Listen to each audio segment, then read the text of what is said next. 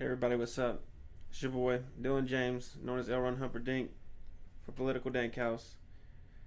You have to bear with me. It's a little later in the morning. It's about 4:37 here. It took me a while to get around to it because first of all I had to write this, what I might wanted to say. Then I was in the bathroom, but I was waxing my tips. Don't get any ideas. It wasn't a funny business.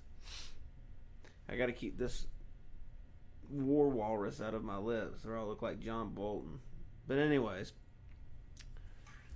I wanted to talk about this story. Everybody's talking about it. It seems old, but I think that the concept is more important than just the amount of days that's passed. I'm lazy. I don't want to have to figure out the screen thing. But you've seen the cartoon by the New York Times, which is a dumpster fire, as Trump said, and other people have said that. Here's Gerald Celente from Trends Forecast Journal. I like how he says that toilet paper records, and he's right. No one really cares. I would have never noticed this if it wasn't for internet or outrage culture. Have you ever thought about how many things you wouldn't see in certain papers, certain movies, certain things? I just wouldn't care. I wouldn't even have to worry about Brie Larson ruining comics that I don't even watch on behalf of everyone else with her toxic femininity if she wasn't plastered all over this modern tech that we have. So it's a blessing and a curse to be informed. But I digress. I just wanted to start out by asking, did you see that New York Times cartoon, the one I just showed you, that everyone's caring and not caring about? I want to ask the artist, why did you draw that? Okay, I'm done. And this is probably like the Yanny Laurel of the visuals, at least for now, because I'm seeing the same cartoon, but I'm coming to different interpretation of what we're both seeing, on whether that's good or bad. I find the cartoon accurate in the way that they were closely allied with Israel. We always have been, but now so more than ever under Trump, he's, ingratiated and vice versa with Israel. And I'm not on the side that airs, hey, that's, it's on too much. I'm on the side that says it's a little too much. How much we, quote unquote, get along with and are endowed with or entangled with Israel. But Trump foreignly intervened, as an example, he's given the Golan Heights in Syria to Israel. A place, Syria, that we should have already been out of. We were multiple times going to get out, but every time something would happen, some false flag would happen, I figured it would stop after McCain died. He could stop going over there and saying, hey, what's up? Taking selfies with al-Baghdadi and all them. And then magically, canister is exploded that's got tear gas. It's dropped like a bomb or even. And there's hammer smashes. There's smashes that if it dropped from a plane, it'd be in a billion pieces. It's just, it looks like someone's in a pothole in the road that didn't get fixed. And they said, let's just put it in there. But yeah, we're always roped into things every time Israel or anyone around that area that we think or is convinced that it's in our interest, we'll go over there. And that's why I think it's accurate. I'm going to say this a lot of times. I feel like it's accurate in a lot of senses, and I don't know why people are bitching. I work with papers and things like that and art. There's cartoons I see all the time that illustrate things I don't like, and I go, well, I get it. It's like the drawing equivalent of somebody saying something in jest. The only reason you're thinking it's different is, and people say, how could that get in, is because print lasts forever. But I mean, your words do. What you say can be remembered. So I don't see why people are trying to act like it's such a big deal. There's a lot of other things we could be worried about besides how someone looks or is portrayed in a cartoon. And by default, the way political cartoons are, you're caricaturizing people as animals and things all the time. We're just over there, just like I said, for our financial interests, like these poppy plants, for opium in Afghanistan, that we're using to fuel the opioid crisis that we're also supposed to be fighting under the same government. That has us over there. Sounds like a Hegelian dialect to me. Problem solution. Government's here to save the day. And the Syria power play over the energy dominance in Europe is really what that's about. If anything, if it had to do with military might and prowess in the area, annexed countries and, satellite is what I'm thinking of, satellite countries and nations and how it affects them. Russia is definitely going to have to be in it. compared to us. They got a better feel for the terrain. I look like I'm stammering because I saw my low battery. As an artist approaching it, the portrayal of the dog doesn't even bother me, and here's why. Dogs can be used positively to personify loyalty or, dare I say, doggedness in a person. So it's not a concern with someone being called a dog in any way, because you could say, oh, Trey Gowdy, he's roasting, someone in Congress, or on the spot. He's a bulldog, that Trey Gowdy. It's, and if I ever object to something like that, it's not because it's my person being portrayed in that light. It's because the allegation's untrue. So it's always been. Yes, there is nepotism in some of Trump's policies. Jared Kushner has been a thorn in the side to many of the President Trump's promises that I'd say, and that they're either pushing along slower or they should. He's helping to push them along slower than they should be, or putting them on the back burner completely. We're more focused on issues that I mentioned earlier in the Middle East than here at home, and I have a problem with that. That includes foreign entanglements with the Israelis as well, and what was wrong about the cartoon if it was portrayed in that way, or I received it in that way. Let me pause this. Be right back. Alright, I'm back, guys. You have to forgive me. I forgot that my charger wasn't here in my homeland because I was too busy focused on what was going to be good or bad for Israel. No, I'm just playing. I'm playing. But to get back to what we were on this cartoon here that everybody's saying is anti-Semitic. And I don't have to tell you what I was on. I'm going to crop these together.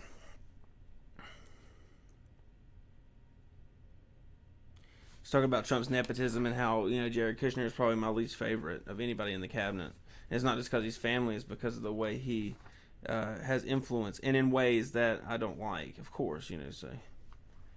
It's like when I saw a cartoon of Trump one time. This is what it makes me think of, and his mouth was a big fat pink donut for lips. I mean, it was funny. He was like, ooh, portrayed as a doofus and a big mouth. But I wasn't mad that they made him look buffoonish. That's what they're gonna do. I always tell this in these videos and who I'm talking about here. You can't know how someone is or how they're gonna act, and then also be surprised and shocked. I can't believe Trump did this. It's if you can you imagine if people want to say the far right or whatever, even people that are critical of what's going on over there, or Israel or anybody, can you imagine them saying, reacting to the Golan Heights like, oh my God, I can't believe Trump did that. I did not see this coming. And then know how he was the most pro-Israeli president we've had ever, at least in my lifetime, because I'm 26. And he ran on that platform, so we can't be surprised, left wingers or right wingers. And I'm not. I'll tell you what I like or don't like about something, but I'm talking about the moral outrage culture.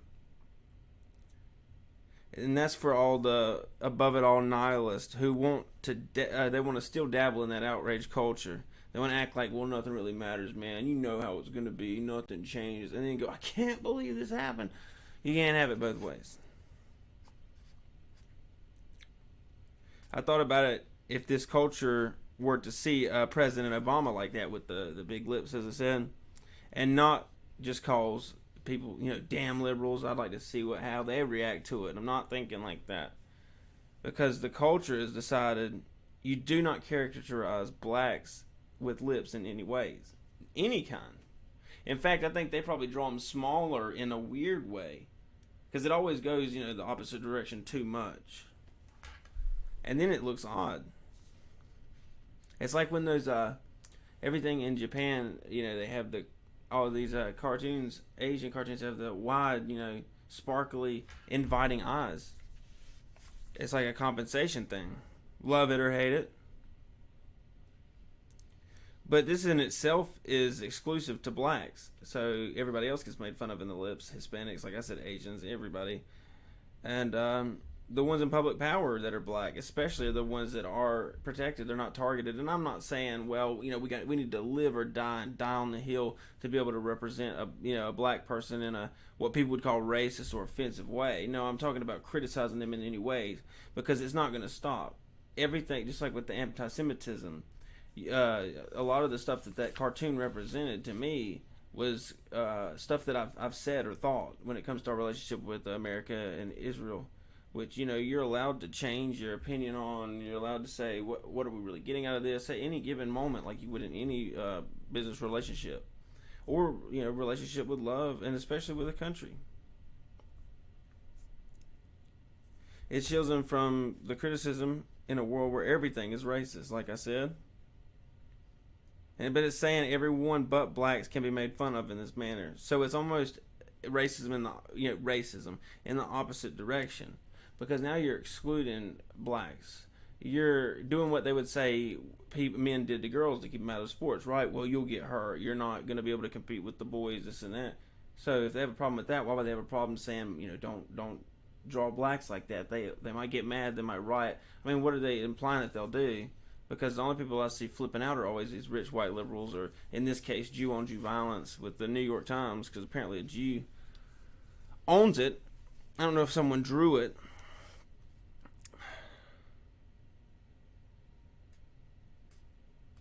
Blacks are excluded from being physically big-mouthed to illustrate a politically big-mouthed person. Like with Trump. I get why they would do that. They think he's loudmouth, he's abrasive, he's outspoken. Of course, it's like a megaphone, but without the megaphone. It's caricaturizing your mouth.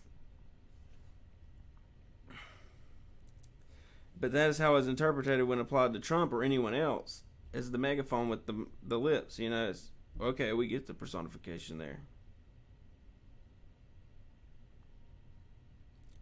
Or Trump, or anybody that's white for the most part, which is funny because Trump's supposed to be orange. Not sure if oranges can be white nationalists unless they're building Citrusville, But then again, you're asking for consistency from the crowd where gender is fluid and non-binary and all this crazy shit. Maybe Israel can name it Citrusville or Tangerine Town. I thought I'd beat the media to it, except they're not going to cover things like this. So you won't even hear, those sick burns that I just came up with for them. They're not even going to use my material. Because, believe it or not, left wing and right wing like to shy away from things like this. Unless it's just surface level to dig at Trump or whoever it would be at the time. Because a great deal of these Congress members are dual citizenship with Israel and the United States. And to non-interventionists and American chauvinists, America first, dual citizenship equals dual loyalty, at the least interpreted to where, why wouldn't you be suspect of how they might have a soft spot for it. And a lot of these politicians are pro-abortion here and not in Israel. They're pro-5G here, they're not in Israel. Talk about Hillary Clinton having those two positions. I was not outraged, but I thought, man, wow, that's shady. And it's the same with the others. You can't pretend that it's not the same type of action. It's just over something different. I'm trying not to hit this table so the camera won't move. Like I just mentioned, Trump is pushing 5G that vibrates at frequencies known to destroy our strands of DNA and kill trees. And, there's birds are dying around cell towers, and they have shorter radiuses. They're shorter in height, and they're shorter in their coverage of radius, which would mean they have to do more than even the normal ones we have now that would need to be erected for the coverage of an area. Israel does not have this technology, like I mentioned earlier, in their country, and despite providing and profiting from 5G technology. And it's, it goes with military and a lot of things like that, but especially 5G. Tell me how that cartoon isn't illustrating the blind Trump being led by a dog, who happens to be Netanyahu. And I don't know, I guess they're talking about anti-Semitic with the Star of David. To me, it's the Star of Remphan. It's six-pointed. It's not the Star of David, because in the story, David had a shield when he fought Goliath. I feel like that's some trick, personally. I guess they're talking about the big nose. I mean, because Jews, Arabs have big nose. A lot of people. I'm Greek. I mean, mine's defined. I don't know what type of big they're going for, but I've got a big nose. I'm Greek. I'm in ancestry I got Mediterranean. So, are they going to call something anti-Greek, Greco or whatever? When somebody is gotten, maybe if Greece can ever get out of bankruptcy for the fourth or fifth time now because of the damn EU, maybe we could have someone prominent and running over there that we could figure it out if they ever drew him like this with a big nose. Would it be anti-Greco-ism or whatever? But that's all I could see from it. That would be anti-Semitic. And why would they choose a wiener dog? It seems like that Dotson or whatever. It seems like Dotson would be German. Could be wrong. I'm sure there's some Jewish dog somewhere. I don't know the breeds. I'm not a dog person. But I guess the offensive thing, calling it anti-Semitic, would be putting the yarmulke. And the reactionary right and left are both. I've heard some of them call it a skull cap. I'm like, for some reason, what the hell does that mean? Because Trump's not truly Jewish. I don't know why that would bother them. Or I mean, I don't know why that wouldn't be the thing. I haven't heard anyone talk about that because Trump's not Jewish. I mean, he could be honorary Jewish by how good friends he is with Israel and Jews, but he's not personally Jewish, and the brothers and stuff are not for the most part. It's just Ivanka and Jared, from what I know. So maybe it's like he's not real Jew enough to be with the hat. It'd be like some people, if he was put a cross on him, they'd say, well, he's not my type of Christian, But then again, a lot of times when they use the cross as symbolism to personify Christianity, with the hat, it doesn't really make sense. Like, he would have to be wearing that, but the only reason he would be wearing it is if he's like a Ben Shapiro or something. God forbid.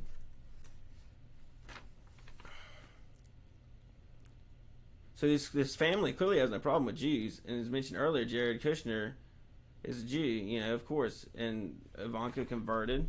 Their children are Jewish, and they're in areas of power discussing our immigration policies, foreign affairs, and especially the socialite circles of the tech industry, which is the 5G, which is the censorship, your Googles, your Apple, your all this, right? And so I'm personally not a fan of theirs. I think they're soft and weak when it comes to things. All you got to do is show Ivanka a crying child that's crying over something completely different, and she'll say, "Dad, let's go, bomb the gas fields in Syria or whatever." Or man, it sucks down there in Venezuela. We got to get in there. We all know they do stuff like that, and they're suckers for things like that, and they're suckers for notoriety and wanting to fit in and be cool and invited to the parties. I could cut the dead weight when it comes to Ivanka and Jared. They're too soft on the policies. They want to be socially and culturally accepted, and I could care less. It really doesn't fit with the Trump. Whether you think he's serious or not, he's obviously not as culturally accepted as he was. He's drawn a line when he came out in 2015, and he's sacrificing for it. Whether he's like, okay, fuck it or not, Ivanka and Jared are not down to clown. They're just clowns, apparently. And Trump portrayed as the blind owner being led by a pet. Since we don't want to say dog, I'll say pet. But it's weird because it's accurate. But what's weird about the pet, like a dog, that's supposed to be America's pet. That's supposed to be man's best friend, right? Everybody's all the time jerking at the dogs over here. And as far as the reactionary right-wingers are kvetching over the man's best friend comparison, Trump, by default of being president of America, is in the USA, and Bibi Netanyahu is the dog of Israel, aka man's best friend. You always say that USA and Israel were like this, we're best allies. These reactionary rights that I'm punching right on, they're always saying that we're like this. Wouldn't a dog and their owner? I mean, I guess they're complaining about who owns who, and then that gets into real anti-Semitic territory because who actually has the most power over which one, who does more for the other, right? But before the greatest allies by their own definition, wouldn't it be man's best friend, as in this man's best friend?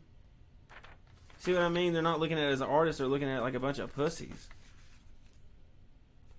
And it's the right trying to get their good boy points too. The left does it a lot more, but the right does it real hard when they want to, and it's for the dumbest things. It makes us look like we need Ilhan Omar's help to criticize certain things that go on with our foreign policy. And I can't stand it. She'll say something that everybody knows, like me. Well, something about Israel really does have an interest in what we do over there, and they influence, and they have a lot of, oh my God, no, not the anti-Semitism of Ilhan Omar, oh my God. And I go, she's saying something that's true. Don't give her credit or notoriety for something that everybody knows. All she did was speak it. You're going to make her think that she brought it to the forefront. Like, give her confidence in God. She doesn't need any more. It's like a swaddled child in those towels, and you can cry all you want, but she's not a strong, powerful woman.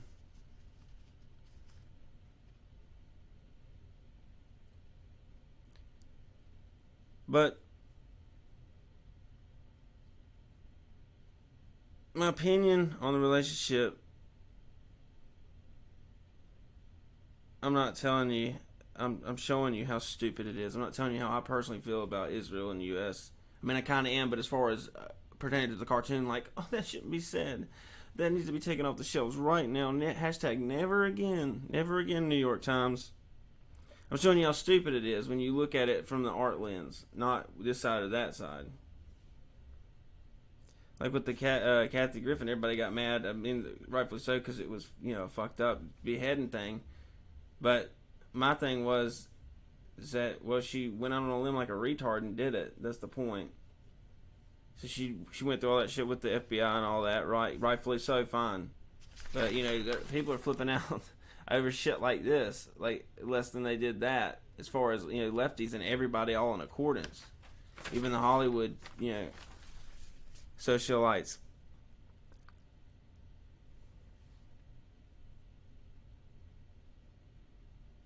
The only problem is that they appear to be of negative opinion to, like I said, these reactionary right wingers, because we all know the left does this, but I want to get on my own people because I want to strengthen and weed out the weaks.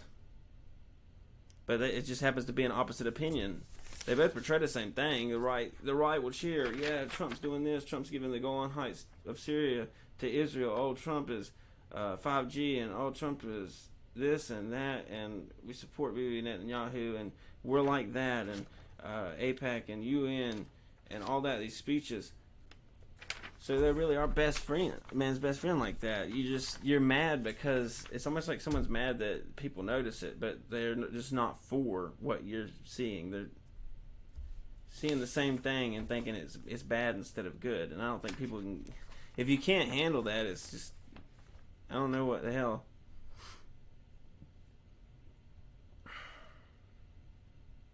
From what I've heard, though, the New York Times is owned, like I said, by rich liberal Jews, or at least they have a lot of power in that outlet. So Jews are calling on Jews to apologize for drawing. Apparently, the Jews are infighting harder than the right and the left-wing parties combined. This is like McCain vetoing to repeal Obamacare, or calling Rand Paul a Russian agent and working for Putin because he didn't believe in the Russia shit, or Mitt Romney thinking he can run for president, or Nancy Pelosi telling AOC, hey, you better rein it in. Don't be an idiot. We're seasoned criminals. We've got this thing figured out. Don't be revolutionary on our ass and burn down what we figured out. It's like all that. Infighting, but in Jew form. And I usually don't see it. To sum up the ramblings of a Gentile Christian like me, I'm going to say that the more than cozy relationship we have with Israel, like it or not, is real, whether you think that's good or bad. It's portrayed accurately in this cartoon in many ways. It doesn't have to be always, and you don't even have to agree with it. But a lot of things that made me think in this, or symbolism made me think, Israel leading us around and saying, can you help us annex this part of Syria? Can you help us clear out this? We've pissed off somebody else in our vicinity. We've done this, we've done that. And it's almost like to the point of being used, whether they're using us or we feel like we're being used. And all that's up for discussion. I don't give a damn about the New York Times, but I do the message of the cartoon. And in fact, the New York Times can eat shit for trying to tell us all what we can already notice if you're following politics for more than just Russiagate and Maxine Waters trying to belt impeach 45 before a wig falls off. That wig she stole from James Brown. She actually has insurance on it, paid for by her constituents in the district that she represents from her home outside of her residence. And things like this that it seems like I'm on a tangent on. See all this stuff that we could be talking about between left versus right and whatever you want to call it. But we can't discuss the true nature of some of these points or of things in life because, that might be racist against Maxine Waters. And just like we can't discuss some of the points in the nature of this cartoon because we're arguing with numbskulls like Waters. Just an example of one low IQ fop. Like we have all these others that can't see more than two-dimensional of this is an attack on whatever. This is an attack on whatever. And people say, well, if there was a Christian cartoon, I've seen them. There's people that all the time. And it doesn't have to just be a cartoon. I've mentioned it earlier. There's Piss Christ. There's a lot of other things that people do. putting Jesus on the cross upside down and stuff for for the edge and stuff. But whatever. My point is just saying that of all the things to flip out on a cartoon, and it's just really weird. It's like telling somebody you might have a problem with alcohol, and they go, "No, not me." No, and they overreact.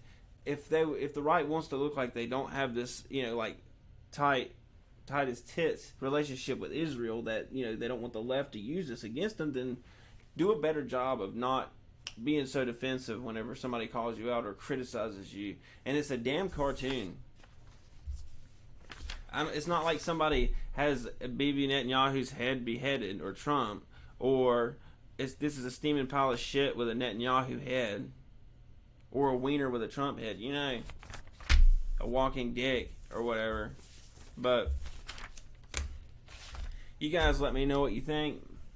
I could think completely opposite of you. I'd like to hear it out. Follow me at Twitter at DJLINEBARRIER. And I think we're on there at PAOLITICAL _DANQ. They cut us off. Political dank. Couldn't fit all of it in there, if you know what I mean. We're on Instagram at political _dankhouse with a Q, DANQHOUSE. And of course, we're on here on YouTube. Share it. Do whatever you want to do. Spark up a conversation. Let me know how you feel. As always, you guys go out there and you hop to it.